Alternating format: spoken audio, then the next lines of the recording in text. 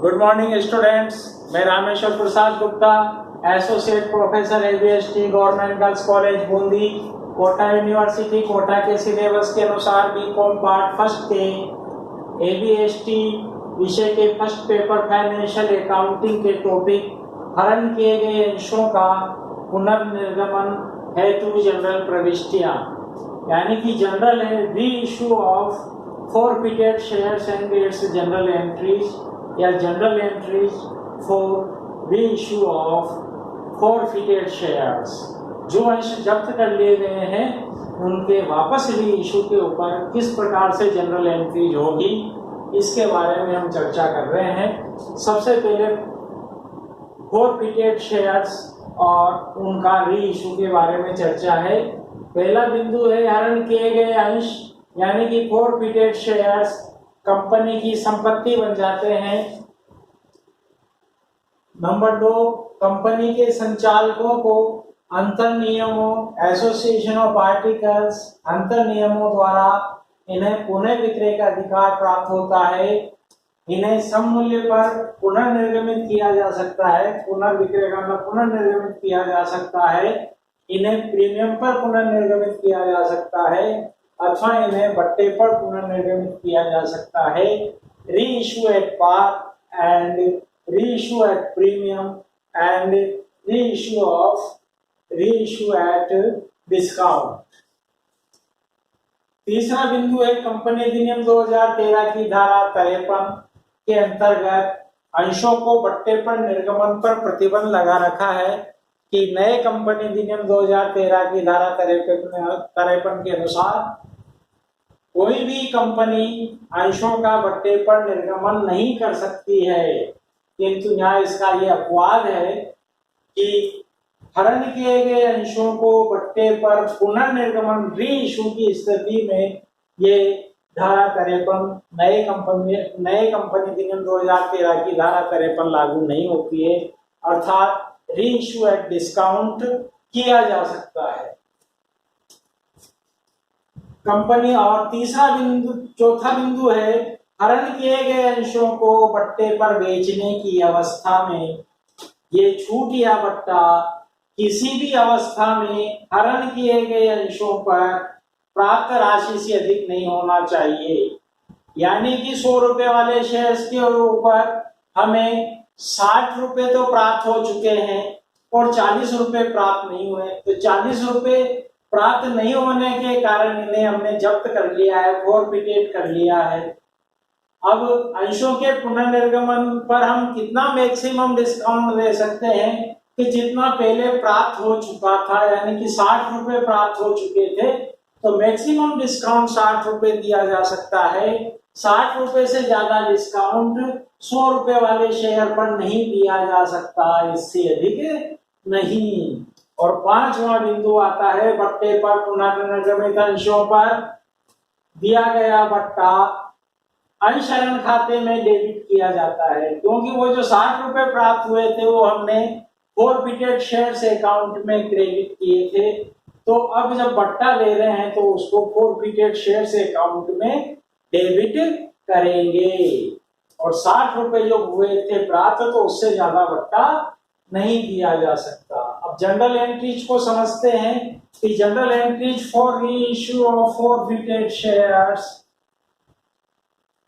हरण किए गए अंशों के पुनर्निर्गमन के संबंध में जनरल प्रविष्टियां।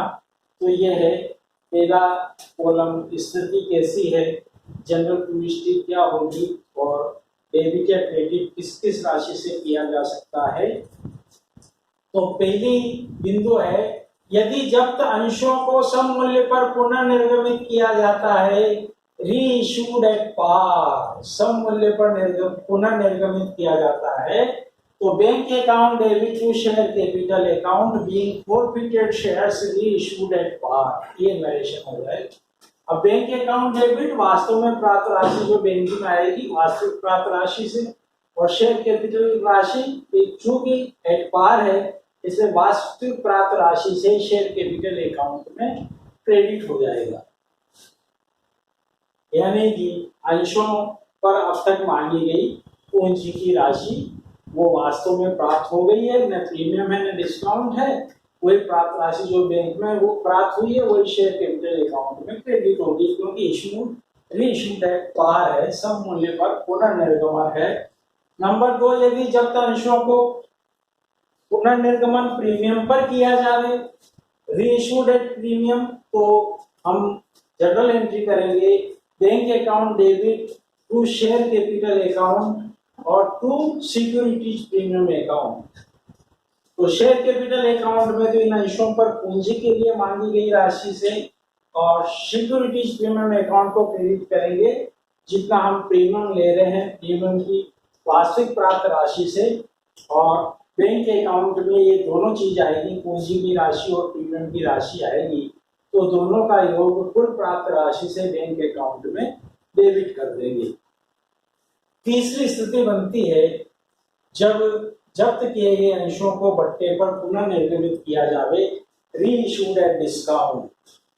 तो जनरल एंट्री बनेगी bank account debit forfeited shares account debit to share capital account being forfeited shares reissued at discount. ये इसका नरेशन हो जाएगा, being forfeited shares reissued at discount.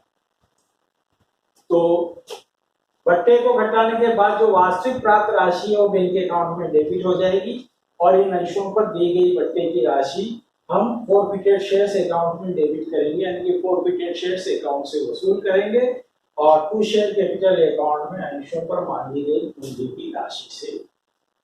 तो ये इसकी जनरल एंट्री है, रीइश्यूड एट डिस्काउंट। अब इसमें हम नोट लगा के समझते हैं कि जो बट्टे पर पुनर्निर्गमित अंशों पर दिया गया वो जो बट्टा है वो अंशरण खाते में डेबिट किया जाता है। तो डिस्काउंट किससे वसूल करेंगे? जो फॉरफिटेड शेयर्स अकाउंट में क्रेडिट बैलेंस आ रहा है उसको हम यहाँ डेबिट कर देंगे बट्टे की राशि से, तो हमें बट्टा वसूल हो जाएगा। और चौथी स्थिति बनती है कि फॉरफिटेड शेयर्स अकाउंट में जो क्रेडिट बैलेंस आ रहा है उसमें से रीइश्यू के ऊपर जो डिस्काउंट देना वो हम वसूल कर देंगे, डेबिट कर देंगे। उसके बावजूद भी यदि फॉरफिटेड शेयर्स अकाउंट में या हमने सम मूल्य पर रीइश्यू किया है, प्रीमियम पर रीइश्यू किया है, तो फॉरफिटेड शेयर्स अकाउंट में चली हुई राशि बैलेंस के रूप में जो रहती है, तो जब रीइश्यू हो जाता है तो फिर फॉरफिटेड शेयर्स अकाउंट की जरूरत नहीं है, तो फॉरफिटेड शेयर्स अकाउंट को हम कैपिटल रिजर्व अकाउंट में ट्रांसफर कर देते हैं। तो अंशों के पुनर्निर्गमन के पश्चात अंशरण खाते का शेष पूंजी संचय खाते में स्थानांतरित करने पर जनरल एंट्री बनेगी, forfeited shares account debit to capital reserve account. Narration हो जाएगा, balance of forfeited shares account transfer to capital reserve account. और इस राशि से अंशरण खाते में शेष बची हुई राशि को हम कैपिटल रिजर्व में ट्रांसफर करते हैं। तो जितनी भी राशि ट्रांसफर कर रहे हैं शेष बची हुई राशि से जनरल एंट्री हो जाएगी। अब इस स्थिति में समझने वाली बात यह है कि प्रारंभ में यदि हमने प्रीमियम पर निर्गमित अंश थे और उन प्रारंभ में प्रीमियम पर निर्गमित अंशों को हरण के पश्चात वापस पुनर्निर्गमित कर दिया गया है, तो जनरल प्रविष्टियां वैसे ही की जाती है जैसे कि सम मूल्य पर निर्गमित की जाती है। इसके लिए यह आवश्यक नहीं है कि प्रारंभ में अगर प्रीमियम पर निर्गमित अंश है उनको हरण कर लिया गया है और वापस पुनर्निर्गमित किया जा रहा है तो उनको प्रीमियम पे पुनर्निर्गमित करें, ऐसा कोई आवश्यक नहीं है। तो ये रहा हरण किए गए अंशों के पुनर्निर्गमन पर जनरल प्रविष्टियां, reissue of forfeited shares and its general entries अथवा general entries for reissue of forfeited shares। धन्यवाद।